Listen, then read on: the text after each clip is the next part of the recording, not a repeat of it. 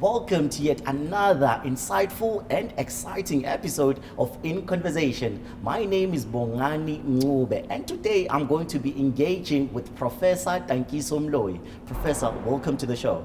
Thank you very much. Thank you. Yes, you see, I'm going to start from when I was preparing for this episode. I looked you up on Twitter and I saw that you're quite a space enthusiast and ultra marathoner. Those words stunned me at first.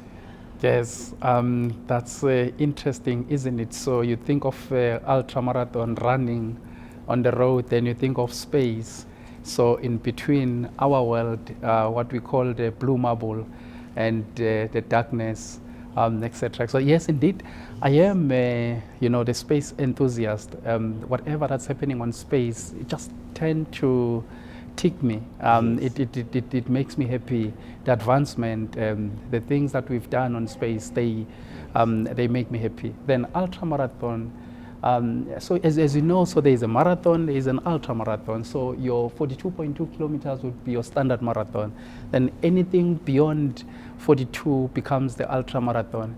So ultra marathon in this case just simply means the comrades marathon.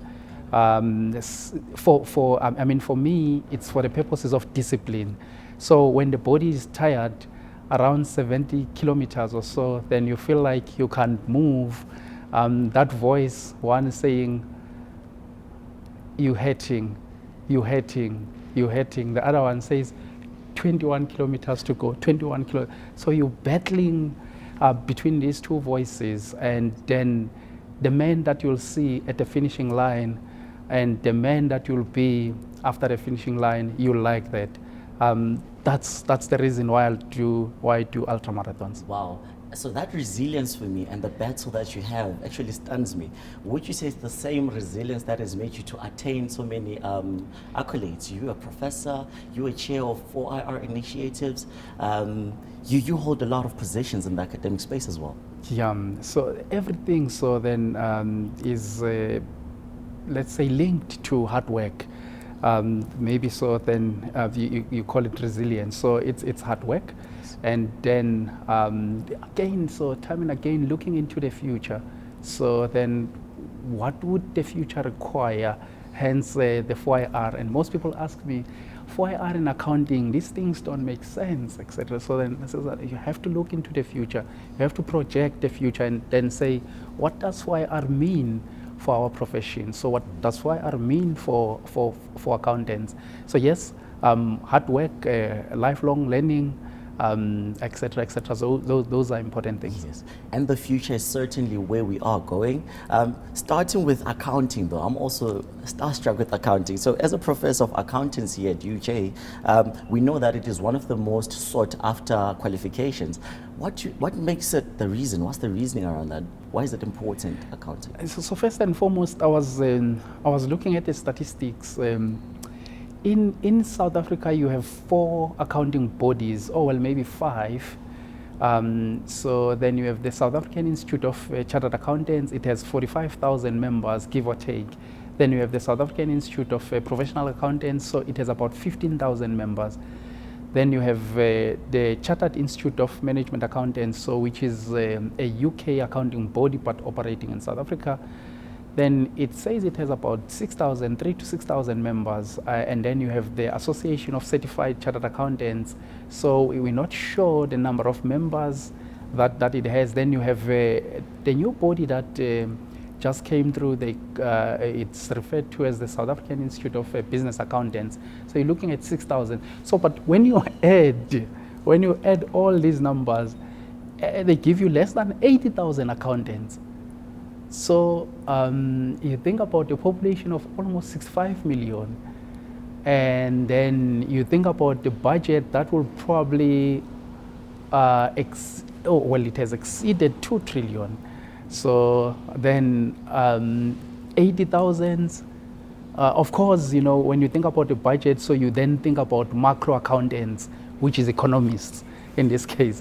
So, but yeah, so then together with accountants, etc., so 80,000, and with a population of 65 million people, give or take, then you would see that there is a shortage of accountants. Then that's what makes it what people think it's a difficult subject, so whereas it isn't.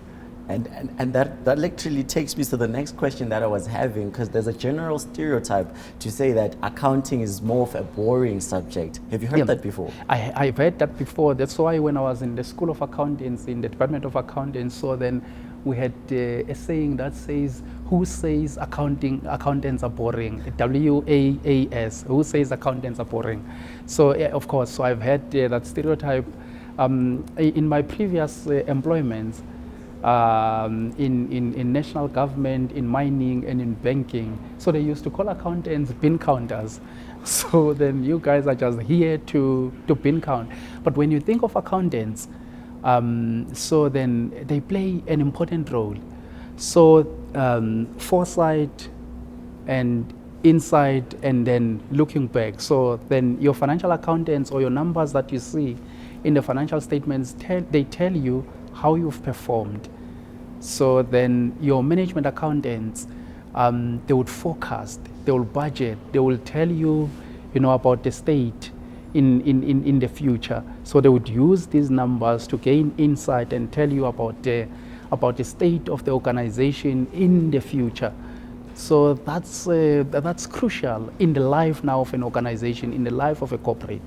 And key word there has to be the future, which is, I feel like it's something that you have tried to marry, you being the chair of 4IR initiatives and accounting. I'd love to understand there that it has actually given you a close relationship with the former Vice Chancellor of UJ, and you guys co-wrote a book. Can you please tell us more about that? Yeah, so we've actually written a couple of books. We've written 2 books. One is artificial intelligence and the changing nature of corporations. So how artificial intelligence impacts the operations and the strategy making within an organization. And the second book is artificial intelligence in finance and economics theories.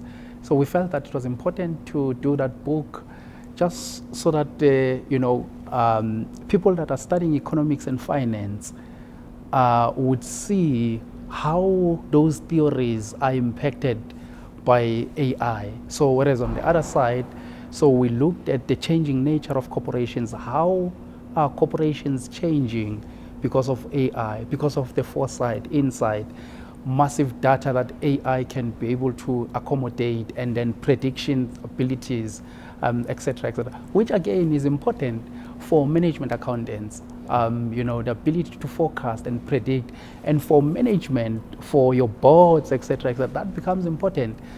If you can predict with a certain degree of certainty, then you are able to make the right decisions. So then it's in and around that. And there is a book that is coming by the end of this next month, so which is April. So we're talking about enterprise risk management in the 4th Industrial Revolution. How does it look like? So that should have been his present as he moved to Japan. So then, so we're working on finalizing that. So that's definitely going to be an amazing belated birthday surprise for him. Yeah. Looking at, because I was quite intrigued with the first book, which is called The Artificial Intelligence and the Changing Nature of Corporations. For me, it stipulates and gives us those challenges of businesses in a digital changing environment. Yes. And sticking on that digitally changing or transformating society, what makes a good leader in such a space? So if the society is transforming, what makes a good leader? Actually, so then that's a good question. So I've been reading a lot in and around the space. I'm thinking, how does a leader look like in the 4th Industrial or 5th Industrial Revolution, or you call it the period of intelligence, so or machine intelligence? How does a leader look like? So then I came across the book. I think it's Linda Hill et al. So they looked at companies that were successful, and then they went to kind of do the observations on these companies. They kind of look at how the projects were discussed and who was playing a major role, etc., etc. So they were so surprised. The leader, what we would call a leader, would take his cues from the followers. So the leader becomes the follower. So then the followers would formulate and tell the leader how the thing is going to work. the job of a leader is to support. So then I was quite intrigued. I think they looked at about 8 or 9 companies, startups, and big IT businesses. So then across the globe, looking at leadership. So I would say in the 21st century. That actually intrigues me as well, to understand that. I wanted to understand the role of a leader. A leader, we're expecting to lead a group of people. And in your case, as you were also intrigued, to understand that the leader is now taking cues from the followers. That relationship for me is quite beautiful to watch. So in that given, do you think people and leaders are actually taking opportunities that are afforded or offered by 4IR? So some companies actually have, some leaders have taken opportunities. Some, of course. So then, because of the uncertainty, so in and around the technologies that are surrounding the 4IR, then they've taken the back step. And in some environments where the labor union, plays an important role, so they've taken a backseat of some sort just to try and understand what the beast is all about. So then, but if you look at countries that are successful today, smaller countries like your Lithuania, so they've taken advantage of the technologies, today's technologies. So if you look at China, so China and the US are basically the 2 countries that are slugging it out when it comes to artificial intelligence. They're investing heavily, so they're taking advantage of artificial intelligence and related technologies of the 4IR. So I was just looking, for instance, last year around this time, so the UK released its 4IR strategy, or its AI strategy also. And the way they had looked at it was that they did not want their military to be left behind. So then, as countries take advantage of the AI space. But right now, there are 2 leaders, China and the United States. So then, to your question, so I think some companies, some countries have taken advantage and used the AI technologies, used 4IR technologies to propel their economies, to propel their militaries forward. And some countries have probably, maybe because of investment that needs to be made in the space, they've taken a little bit of a backseat. Yes. So having said that, with the use of 4IR, right, coming into play, and the effects that 4IR impacted in society, would you say there is a slight recovery from that based on the uses of 4IR? Yeah, so then I would say there is a slight recovery. So I would assume that you mean recovery economic-wise. Yes, economic-wise, business-wise. So yes, there is recovery. In actual fact, so then if you think about it, I think about this all the time. So you think about a restaurant, right? And during COVID, the lockdown, what do you think happened to the restaurant? So some of them, they stopped cooking, and because people have to come, sit down and eat. But some invention says, okay, no, you can have Uber Eats. Oh, now we can go, the few of us cook, then dish, then then through an app order food. So then there's continuation of business. So I remember, so then when COVID started, then we started saying, how do we use Blackboard? How do we teach? But I mean, so then your MS Teams, your whiteboard on MS Teams, your Zoom, your Cisco WebEx type of technologies allowed us to have business continuity, to proceed with the teaching and learning. So, let's say there was a little bit of stop then, but afterwards there was a continuity in business. And I just believe that having seen the benefits of what AI technologies can do, so most businesses will begin to take advantage of the technologies. And that's absolutely true. And even I myself, as part of the institution, I think we saw how Blackboard collaborates and how classes were carrying on. Even filmmakers learned how to do films through that space. And we're marrying the two. You know, people get to come on campus and they still do study online as well. So that for me actually grows business in it, in a sense. If we're speaking in business, we have those two that are progressing now. Together. So moving along, would say now on a broader perspective, how can we use technology to improve the issues of governance and compliance in public sector? So when you talk about governance and compliance in the public sector, I think about the role of the Auditor General. So then the Auditor General is supposed to be doing audits.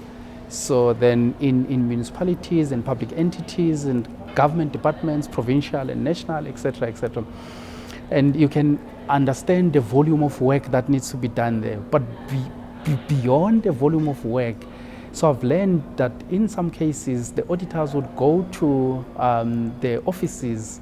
I think the story was carried in one of the newspapers in Mpumalanga, and they were threatened.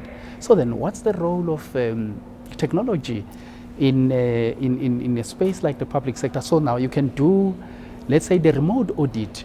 So you don't have to expose lives of people. So then in such a harmful environment, so you can do the remote audits. Of course, there will be shortcomings in such an audit.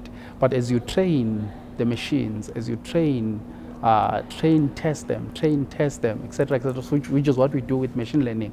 So you'd get to a point where the machines are able to identify some of the things in the public sector and then conduct that particular audit. And then just generally, so if you think about the public sector having work there, so then the process is just too analog, the process is too manual. So still a lot of forms. I remember the other day I was asking, is the Z83 still a manual form, or now we have to capture online? Can't remember what the answer was, but the process is still manual. So in manual processes, you open up the space. So you open up the space for the opportunity to do, so then what would be the word? Things that will lead to irregular expenditure, and then fruitless and wasteful expenditure. So technology does have a role to play in the public sector, but as well as, again, so in the private sector. So I'm looking at this from your audit perspective specifically, so which you would deem it governance in your question. And governance refers to the manner in which institutions are directed and run. So then as you run the processes, so then in between, and you use technology, so then in your processes, you eliminate that chance that I spoke about. Wow. Well, the word that has been buzzing in my head has been auditing, as you've also been saying that your answer was centralized around that.